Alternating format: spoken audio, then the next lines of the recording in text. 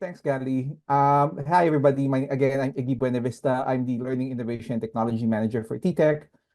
For those who are unfamiliar, let me introduce TTEC first. TTEC is a global customer experience company that helps design, build, and operates omni-channel customer service or customer experience solutions for a number of our Fortune 500 clients.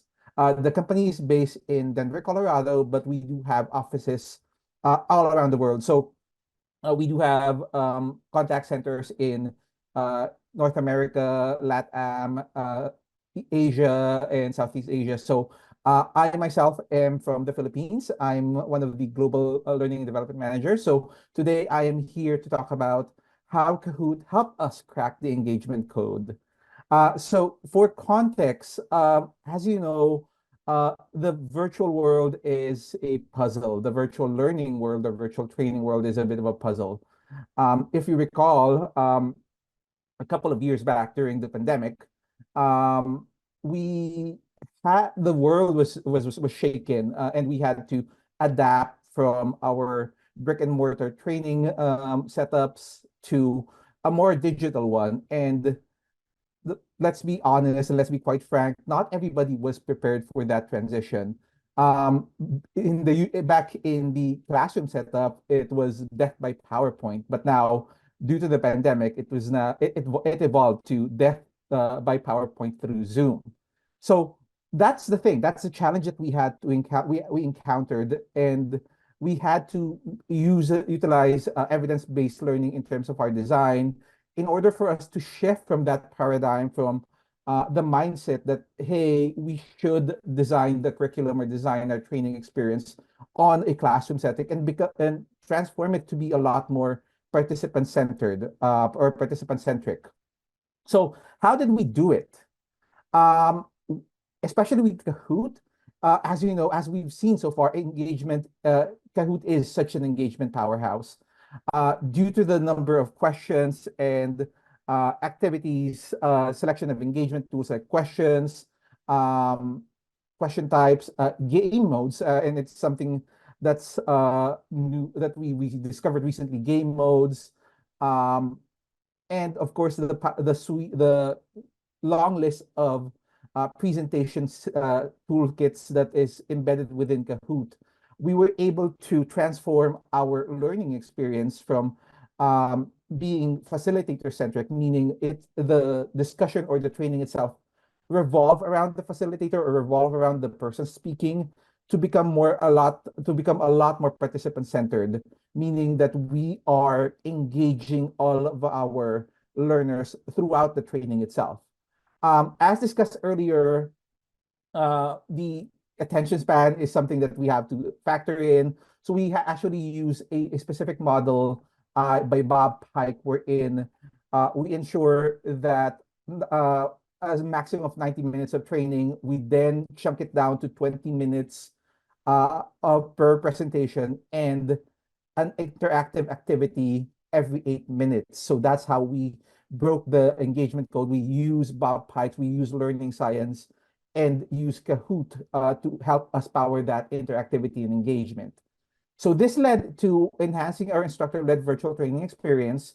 And in addition, another tool that helped us improve the engagement is the reports and data and the analytics function of Kahoot. So from here, our facilities are able to go through the question types, identify questions that people might have been having challenges with, and address that within the day. So that way, we can go ahead and correct any challenges or answer any questions or identify any topics that agent or learners were having. So that's how we utilize Kahoot for us to boost engagement. And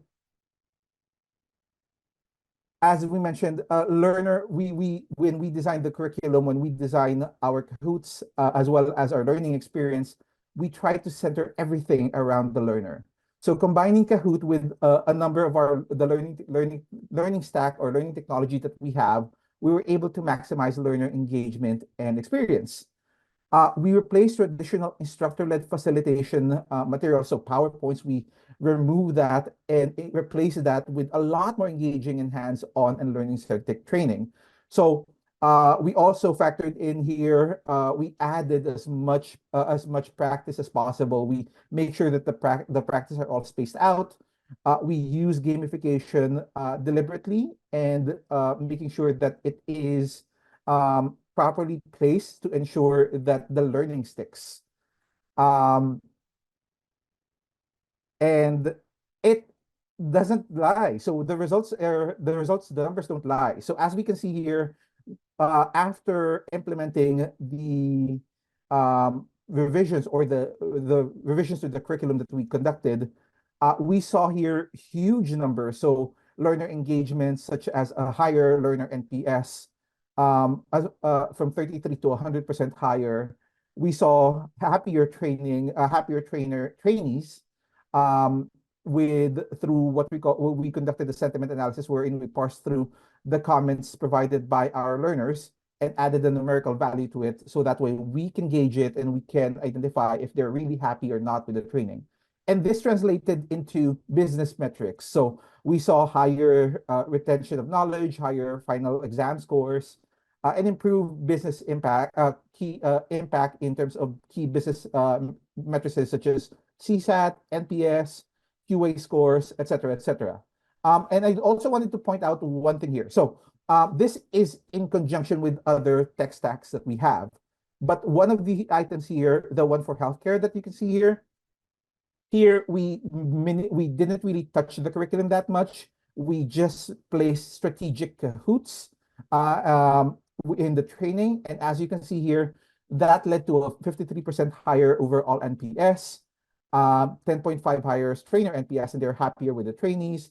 And we saw lower attrition during the training period, the 36.7% reduction in attrition. So let's go through the comments that what people had to say with the training revisions that we have. And this is just some of them, because if I list everything that every trainee had to say, we might take up a full hour. But just to name a few, here are some of the things that they said. So one here said, I like how fully interactive the training is. The materials are gamified, which brings out the competitiveness in me in a positive way, and it keeps me from falling asleep or bored compared with traditional way of teaching. For context, as I mentioned, we are a global company, so there are times wherein we would facilitate training at night here in the Philippines. So keeping our learners awake is a huge boon for us. And with Kahoot and with engagements, making sure that the learning is participant-centric or learner-centric, we were able to get their attention, keep their attention. Another comment that we have here is that they said that great training experience with assessments, even puzzles or fun games as well, that reinforce what I learned. These are just some of the things that they had to say. So what's the secret sauce? So what did we do differently? Here are some tips that we can give you in terms of how you can improve your Kahoot and your learning delivery and learning presentations. The key is learning science. So first thing that we need to do is making sure that we are asking questions that relate to the learner's previous knowledge. And based on learning science, that's one of the things that grabs their attention and keeps their attention. Another thing is factoring in the forgetting curve. We spread the Kahoots in a timely manner, so that way, by the time the learners are about to forget a certain topic or a certain discussion, we refresh them by adding or by asking the questions again after a certain amount of hours. So we had to factor that in until eventually the knowledge or the knowledge retention starts to plateau by around a certain number of reviews. Lastly, we have to keep their attention and we have to grab their attention by using multimedia to engage the learner. So it's not just all text heavy or text heavy presentations. We use videos, we use audio samples, and we use gamification and Kahoots to make things as engaging as possible. And that's it. Thank you very much.